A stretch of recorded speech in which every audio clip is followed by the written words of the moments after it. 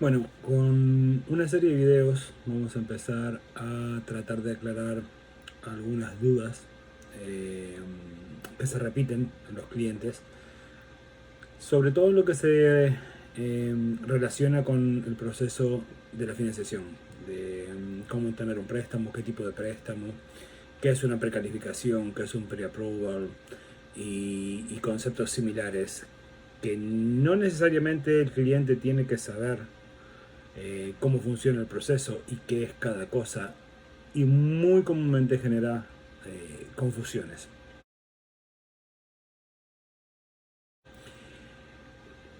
Lo primero es la diferenciación entre lo que es una precalificación y lo que es una preaprobación. La precalificación en general se obtiene cuando un lender, un prestamista, obtiene un informe de crédito, corre el crédito de la persona y básicamente uno le dice cuántos son sus ingresos, cuáles son sus gastos. Entonces el lender, sin hacer una investigación más profunda como primer paso, le da una precalificación basada en general en lo que se ve en el crédito más la información que el cliente le ha dado.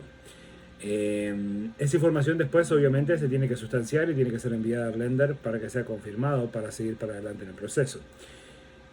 Hoy en día las precalificaciones no son muy bienvenidas por los vendedores porque básicamente uno puede decir cualquier cosa. Uno puede decir que gana $500,000 al año y sobre eso el lender va a emitir una precalificación. Después, al sustanciarla y al no poder comprobar esos ingresos, es donde se generan los problemas. La preaprobación, con mayor diferencia, lo que tiene es que básicamente uno tiene que haber provisto toda la información personal, incluyendo sus ingresos, cuánto dinero hay en el banco, todos los datos necesarios para lograr eh, obtener esa preaprobación al lender. Y el lender las analizó.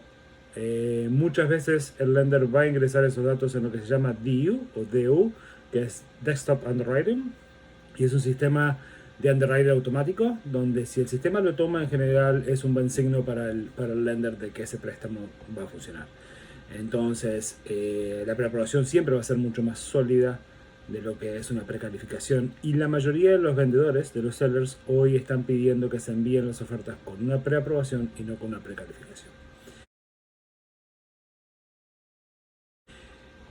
Una cosa clave dentro de lo que es la preaprobación es la cifra que aparece en ese papel, en ese documento.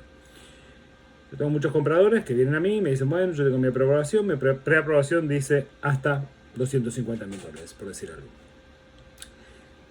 El problema es que esa preaprobación, cuando el lender, cuando el mortgage broker o el loan officer la generó, tomó una cifra. Por ejemplo, lo que uno le dice, bueno, ¿qué es lo que usted quiere comprar? Una casa de tanto dormitorio, bla, bla. Y él le dice, bueno, hasta este importe usted la puede comprar. En realidad ese importe no es fijo.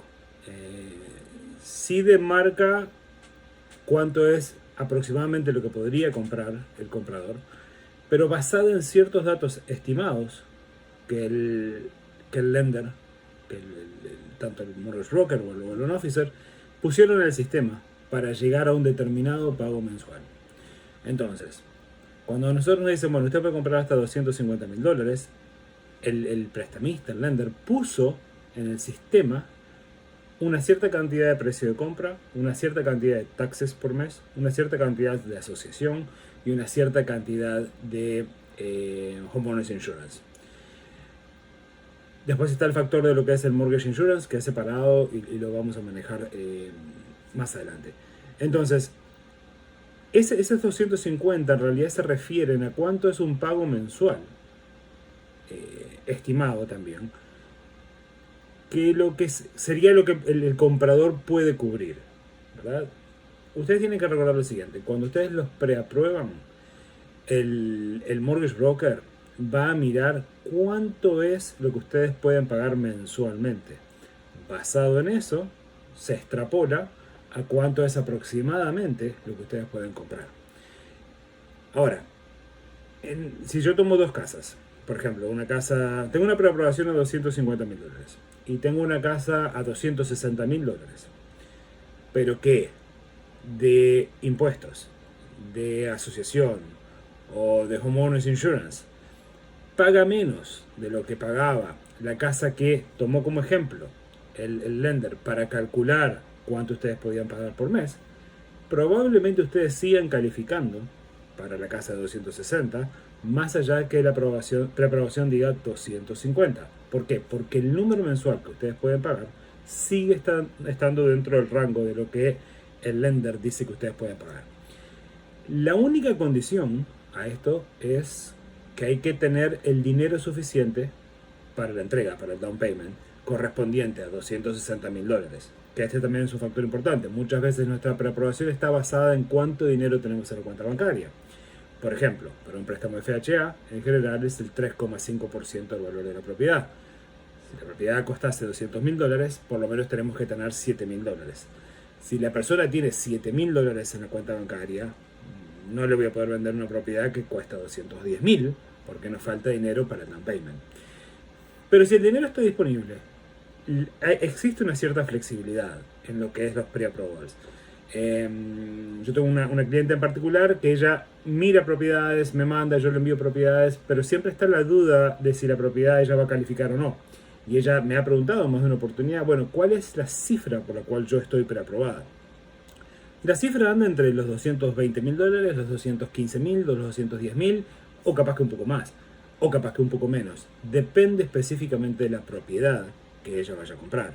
¿Por qué? Porque cuando nosotros la vemos, tomamos en consideración cuánto paga de impuestos, cuánto paga de asociación, cuánto paga de homeowners insurance. Entonces, sobre toda esa base es que se calcula el pago mensual. Puede que para algunas casas que están dentro de ese rango no califique, y puede que para algunas casas que están dentro de ese rango sí califica.